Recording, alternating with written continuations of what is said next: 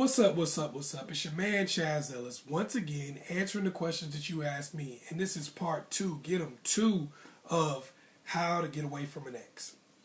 If you didn't watch part 1, pause this and watch part 1 first. Otherwise, this probably ain't going to make that much sense to you. Or just watch this anyway. Do whatever you want to do. I can't tell you what to do. But anyway, this is part 2. So don't get mad at me if you don't understand it because you didn't watch part 1. Okay, we ended off at part 1. I like to try to, because I don't know how long ago you watched part 1. You should have watched it right away, but you might not. Part 1, we ended off with forgive. You have to forgive the person so that you can move on. Okay, so once you've done that you've pretty much done everything that you need to do to stop dealing with them. But let's be real. When you go back to exes over and over and over again, you let them back in your life over and over again, it's not just because of what's going on with them. It's also because of what's going on in your life or what's not going on in your life.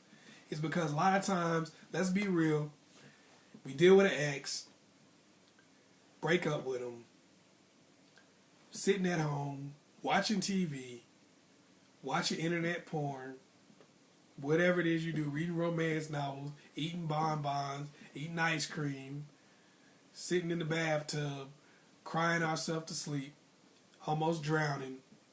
Hopefully that didn't happen to you. That's sad. That's sad. But anyway, we're going through different stuff because we're not in a better situation. So we're right there, right for the picking for when they decide to come back. Right? See, sound familiar? Sound like what's happening? Whatever relationship you had with the last person dried up, and now you're in a situation where if they come back, you start answering those texts again. Oh, well, I hadn't answered them in a while, but I'm kind of lonely. And then they get right back in and they start playing the games again because they see you haven't changed. So the first thing you want to do that has to do with you is take inventory of yourself. Look at what part you played in this relationship going bad. That's tough to do a lot of times because a lot of times we find ourselves blameless in a situation. Like, well, all I did was pick the wrong person. It ain't just that. You did a little bit more than that. There's a reason why that was the person you picked. There's a reason why that person was attracted to you and not somebody better. There's a reason why you kept going back to that person or they kept being able to come back to you. Keep it real with yourself. Take inventory of where you are and how come this is the situation that you ended up in. When you do that, get yourself together. And when I say get yourself together, I mean physically, mentally, emotionally, financially, all of it. Get yourself together. Take a look at where you are. Take a look at why you had to be with this person, why you kept letting this person back into your life, and then start making those changes. Start getting yourself together. If you've been out of shape for a long time and you feel like, man, maybe that's why I keep going back to this person because I don't feel good about my body. Get your body back into shape. If you broke as hell and you feel like, man, my financial situation is so messed up, I don't really have a choice but to go back to this person because it's the only person that wants me. Get your financial situation together. Start working on that. Start coming up with a plan to be doing better in the future so you don't have to keep going back to this person that's messing you over. Spiritually and emotionally, if you got baggage that's keeping you with those types of people, that's when it's time for you to shed that. If you need to go to counseling, if you need to go to a preacher, if you need to go back to church, if you need to go take some sort of medicine or something like that, do whatever it is you need to do to get yourself healthy so that you can be the type of person that attracts good people.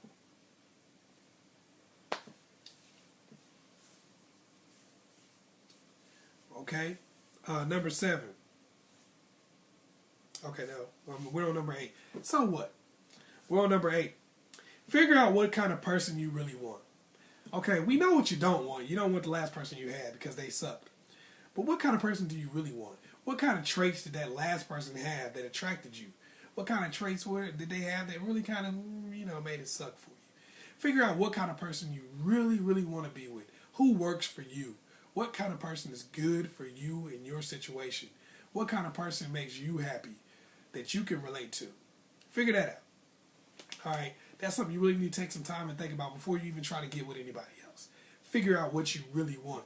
what we do a lot of times, we just jump from one situation to another without really finding out what it is we want. We just keep going for what we can get. Even when we make these improvements and adjustments to our life, we still kind of like fall into a rut where we keep picking somebody who's like a little bit above the last person we had or a little bit below the last person we had. Not really what we want. So make sure you think about what you want. Not just what you don't want, but what you actually want. Okay. Number 9. When you figure out what you want, make the finishing touches to attract the person you want. Now that you figured out what you want, make some of those finishing touches. Do some of the things that you need to do. Like, for instance, say you were like, I want somebody who's really intelligent. I want somebody who's really educated. Well, maybe it's going to be a situation where not necessarily you might have to go back to school, but you might. But where you might have to broaden your horizons and broaden your base of knowledge. If you want somebody that's really, really educated, but all you talk about is rap music, that's not going to work. You're not going to be interesting to that person. If you said, I want somebody that's really physically fit, has a nice body, well, then you need to start working out a little bit more. Otherwise, you and that person probably not going to have anything in common. It's like they eat vegetables and you smoke cigarettes. That's probably not going to work. You're like, I want somebody with a six-pack, but you have a huge gut. It's some of those things you got to make sure that you become the type of person that they're going to be looking for. You know, if you're sitting there saying, I want somebody who's really fun-loving, but your life is really regimented, and you're like, I don't really do a lot. You know, I go to the gym every day and then come home. Well, if that's the case, then you're probably not going to find this fun-loving person that wants to do all the things, the fun, cool stuff that you want to do. Get yourself on point. Some people say they want somebody that's really religious. Like, I want somebody that goes to church. I want a God-fearing person, but you out in the club all the time. You having sex all the time.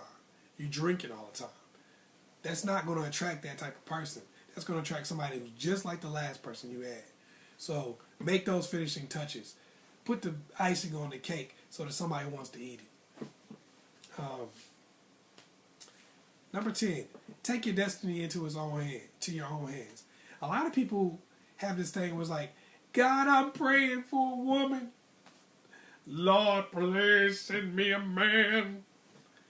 Don't get me wrong, I'm not saying that God is not powerful enough to do that for you. But it's pretty easy for you to go out and find somebody else for yourself, you know. So make some attempt to put your own destiny in your own hands. You know, a lot of times people just say, well, the universe is going to send me somebody. You know, don't ask God or the universe to do something for you that you could be doing for yourself. That you could actually put some energy into doing for yourself. Not saying that you don't need to ask for some help if that's what you want to do, but I'm saying start taking your destiny into your own hands with your life in general. Because if you don't make changes to get yourself out of the situation that you stay in, then you're going to bring that person back to you at some point. It doesn't matter if it's 2 years, 5 years, 10 years. They're coming back. And that's who you're going to be with. Either that or they'll move on and find somebody good and won't want your ass no more. So, once again, it's your man, Chazz. Hopefully I was able to help you out with this advice, this information that I was giving you. Hit me up on AskChazzEllis on Facebook if you have any questions. Also, if you have anything you want to say, put it in the comment box below. And I'm on Twitter also, so you can hit me up on Twitter.